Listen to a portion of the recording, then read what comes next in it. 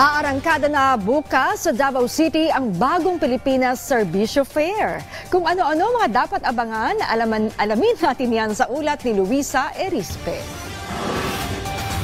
Plansyado na ang lahat para sa pagbubukas ng ika-23 bagong Pilipinas Serbisyo Fair bukas sa Davao City.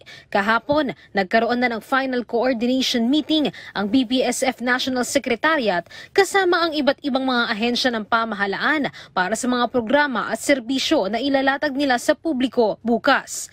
Ilan sa highlight ng BPSF sa Davao City ay ang AKAP program ng Department of Social Welfare and Development. Hindi rin papahuli ang TUPAD program ng Department of Labor and Employment. Ngayong araw nga, hindi pa man formal na binubuksan ng BPSF, nagsimula ng mamahagi ng ayuda ang caravan sa mga benepisyaryo. Bakas naman sa mukha ng mga benepisyaryo ang saya ng makatanggap ng tulong ng pamahalaan dahil bukod sa financial assistance, may bigas din silang natanggap. Para makabili ng bigas, mga pagkain sa bahay, malaki na yan. Pambili ng bigas, isang sako na. Salamat kay nabigyan kami ng ayuda ngayon para pambili ng mga gamit sa bahay, gamit sa high school ng mga bata, dagdag. Tulad namin, mga driver lang kami ng tricycle. Okay na rin ito. Marami ding matulungan. Mabuti na lang may ganito na pangbigay ng gobyerno kahit paano makatawid din.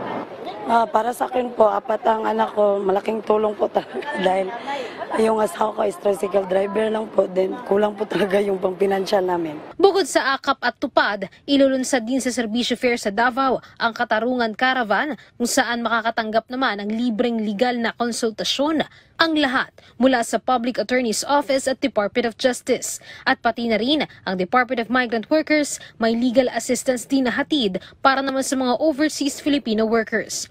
Ayon naman sa BPSF National Secretariat, hindi ito ang unang pagbisita ng serbisyo caravan sa Davao Region, kundi pangatlong beses na ito ng pagbibigay tulong sa mga Davaoeños. Bukas, inaasahang sa ngalan ni Pangulong Ferdinand R. Marcos Jr., si House Speaker Martin Romualdez at ilan pang kongresista ang magbubukas ng programa.